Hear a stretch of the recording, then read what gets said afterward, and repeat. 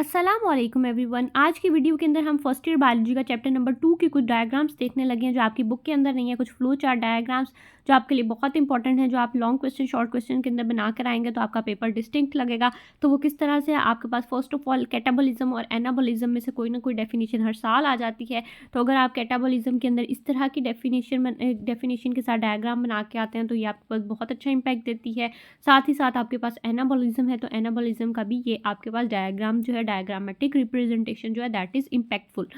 उसके बाद फर्दर देखें जी, आपके पास कोऑर्डिनेटेड आपके पास कैटाबॉलिक और एनाबॉलिक एक्टिविटीज़ हैं। वो कैसे होती हैं? आपके पास स्मॉलर मॉलिक्यूल बनता है, फिर लार्जर बनता है, तो आपके पास कोऑर्डिनेटली पहले कैटाबॉलिज्म होती है, फर्दर एनाबॉलिज्म होती है, तो वो आपके पास फर्दर चलता रहता है इसी तरह से। तो ये डायग्राम आपने देखनी है। इस तरह की डायग्राम आप अपने पेपर के अंदर बना के आ सकते हैं। दैट इज़ सो सिंपल और आपकी आराम से साइड में एडजस्ट हो सकती है। उसके बाद आपके पास आ जाता है जी इंपॉर्टेंस ऑफ कार्बन। तो ये भी आपके पास एक बहुत इंपॉर्टेंट क्वेश्चन है। ये आपके पास लॉन्ग क्वेश्चन में भी आ जाता होता है। तो इस तरह से अगर आप फ्लो चार्ट सा बना के आएंगे, आप दरमियान में कार्बन बना सकते हैं इस तरह से, और आप उसके गिर्द इस तरह से एरो लगा के भी बना सकते हैं। तो ये आपके लिए बहुत अच्छी एक इम्पैक्टफुल सा फ्लो चार्ट डायग्राम बनेगी जो आपके लिए बहुत बेनिफिशियल होगी। तो ये आपने ज़रूर नोट डाउन करनी है। That is so important. उसके बाद हम देखते हैं कि फर्दर आपके पास जो टेक्स्ट बुक के अंदर आपकी डायग्राम्स है वो मैंने यहाँ शो नहीं की हुई, ठीक है। वो आपने खुद टेक्स्ट बुक में से देखनी है। ये वो डायग्राम्स है जो आपकी बुक के अंदर मौजूद नहीं है, लेकिन आपके लिए ये करना ज़रूरी है अपने पेपर में 85 आउट ऑफ 85 स्कोर करने के लिए। उसके बाद आपके पास इंपॉर्टेंस ऑफ वाटर आ जाती है। इसमें से एक आधा शॉर्ट क्वेश्चन आपके पास आ जाता होता है हर साल, तो आपने इसको भी देखना है। ये आपके पास डायग्राम इंपॉर्टेंट है। आप इस तरह से डायग्राम बनाएंगे तो आपको पूरे मार्क्स मिलेंगे। ठीक हो गया। उसके बाद आपके पास अमाइलोज आता है। तो अमाइलोज के लिए आप इस तरह की डायग्राम बनाएंगे। अमाइलोपेक्टिन आता है तो आप इस तरह से ब्रांचिंग बना देंगे उसके अंदर। उसके बाद आपके पास ग्लाइकोजन आता है तो उसके अंदर अमाइलोपेक्टिन से भी ज़्यादा ब्रांचेज होती है, तो आप उसके अंदर ज़्यादा ब्रांचेज इस तरह से बना देंगे। फर्दर हम देखते हैं जी टाइप्स ऑफ आरएनए। ये एक बहुत इंपॉर्टेंट आपके पास लॉन्ग क्वेश्चन है। हर साल ये लॉन्ग क्वेश्चन में आ जाता होता है, तो आपने ये देखना है। इस तरह से आप बनाएंगे मैसेंजर आरएनए, इस तरह से आप बनाएंगे ट्रांसफर आरएनए, और इस तरह से आप बनाएंगे राइबोसोमल आरएनए। तो ये तीनों diagrams are the most important diagrams जो आपकी बुक में मौजूद नहीं है, तो आपने इन डायग्राम्स को अच्छे से करना है। फर्दर हम देखते हैं जी आपके पास प्राइमरी स्ट्रक्चर क्या होता है। ये भी आपके पास बहुत इंपॉर्टेंट है। ये यहाँ तो आपके लॉन्ग में आ जाता होता है, यहाँ आपके पास शॉर्ट में तो एक आधे इसमें से स्ट्रक्चर वो पूछते हैं हर साल। तो आपने इसको बहुत अच्छे से करना है। प्राइमरी अगर वो आपको स्ट्रक्चर कहते हैं तो आपने इस तरह की डायग्राम प्राइमरी स्ट्रक्चर के अंदर बनानी है, ठीक है जी। आप प्राइमरी के अंदर इस तरह से एक इस तरह बॉक्स इस तरह से भी बना सकते हैं। आपसे 3D नहीं भी बनता तो आप इस तरह से 2D की डायग्राम भी बना के आ सकते हैं। That is the primary structure. उसके बाद सेकेंडरी देखें तो सेकेंडरी के अंदर आपने क्या करना है कि सेकेंडरी के अंदर आपने इस तरह से उसको थोड़ा सा कर्व कर देना और अंदर बॉक्सेस बना देने हैं, ठीक है। तो ये आपके पास हो जाएगा जी सेकेंडरी स्ट्रक्चर। आपने सेकेंडरी के अंदर इस तरह से बना के आना है, और आपके पास कॉइल्ड स्ट्रक्चर इस तरह से है। जिस तरह आपके पास टेलीफोन की वायर होती है उस तरह का स्ट्रक्चर आपने बनाना है। फर्दर देखिए जी आपके पास आ जाता है टर्शियरी स्ट्रक्चर। टर्शियरी स्ट्रक्चर के अंदर क्या होता है कि आपके पास इस तरह से कुछ रोल अप हुई होती है डायग्राम, ठीक है। इस तरह से कुछ रोल अप स्ट्रक्चर है, उसके अंदर फर्दर भी ऐसे रोल अप है। यानी आपके पास टर्शियरी स्ट्रक्चर है। आपके पास डबल कॉइल प्रेजेंट है, ठीक है। जिस तरह से आपको नजर आ रहा है कि एक तो ये कॉइल है जो अंदर आपको नॉर्मल इस तरह से नजर आ रही है, और एक ये बाहर बाउंड्री है वो भी कॉइल हुई हुई है। ये इस तरह से कॉइल हुई है, तो दैट इज डबल कॉइल्ड। तो ये आपके पास टर्शियरी स्ट्रक्चर है, ये आपने देखना है। That is important. इस तरह से आपने बनाना है ये प्राइमरी स्ट्रक्चर। देन आपके पास आ जाता है जी सेकेंडरी स्ट्रक्चर, जिसके अंदर अल्फा हेलिक्स और बीटा प्लेटेड शीट आता है।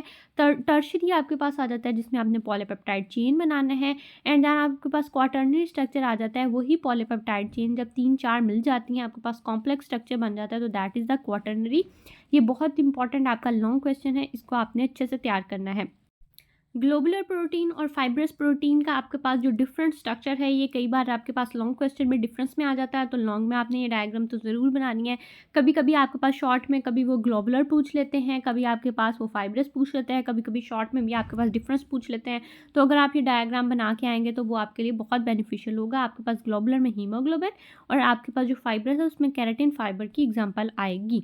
फर्दर हम देखते हैं जी, आपके पास आ जाता है जी पेंटोज शुगर। तो पेंटोज शुगर के अंदर आपके पास डीएनए का स्ट्रक्चर जो है, उसके अंदर आपके पास 2 राइबोज जो पोजीशन होगी वहाँ से ऑक्सीजन रिमूव्ड होगा, तो दैट इज़ डीएनए, और राइबोज के अंदर वहाँ पे ऑक्सीजन मौजूद होगा। अब जस्ट ये एक डिफरेंस है, बाकी दोनों का स्ट्रक्चर सेम है। ये स्ट्रक्चर भी इंपॉर्टेंट है, कई बार जस्ट वो ऐसे ही ड्रॉ करने के लिए पूछ लेते हैं कि डीएनए और आरएनए का स्ट्रक्चर ड्रॉ कर दे, तो आपने ये ज़रूर अच्छे से करना है।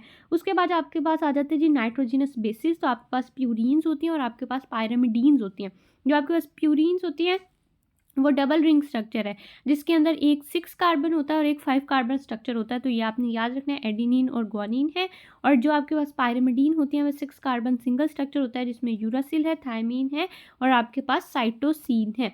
उसके बाद आपके पास फॉस्फोरिक एसिड आ जाता है। फॉस्फोरिक एसिड का भी आपने स्ट्रक्चर याद रखना है, कई बार एमसीक्यू में पूछ लेते हैं। एमसीक्यू में पूछ लेते हैं कि कहाँ पर डबल बॉन्ड है, किस तरह से है, तो आपने ये भी अच्छे से कर लेना है तैयार। उसके बाद आपके पास आ जाता है जी न्यूक्लियोटाइड। तो न्यूक्लियोटाइड आपके पास क्या होता है, आपके पास एक तो फॉस्फोर का स्ट्रक्चर लगा होता है, साथ ही उसके साथ आपके पास लगी होती है नाइट्रोजिनस बेस भी लगी होती है और आपके पास राइबोज शुगर भी लगी होती है। तो ये आपने स्ट्रक्चर याद रखना है, दैट इज़ न्यूक्लियोटाइड। आपके पास न्यूक्लियोटाइड और न्यूक्लियोसाइड का जो डिफरेंस है, कई बार आपके पास लॉन्ग क्वेश्चन में आ जाता है, कभी शॉर्ट क्वेश्चन में भी आ जाता है। ये भी एक बहुत इंपॉर्टेंट शॉर्ट क्वेश्चन है। अगर आप इस तरह की डायग्राम बना के आएंगे तो बहुत इंपॉर्टेंट और आपके लिए इम्पैक्टफुल रहेगा आपके पेपर के अंदर। तो आपने इस तरह से नाइट्रोजिनस बेस का स्ट्रक्चर और इस तरह से पेंटोज शुगर का स्ट्रक्चर बना दिया। इसमें आपने नाइट्रोजिनस बेस, पेंटोज शुगर, इसके अंदर बस एक आपके पास additional substance that is the phosphorus group add होता है।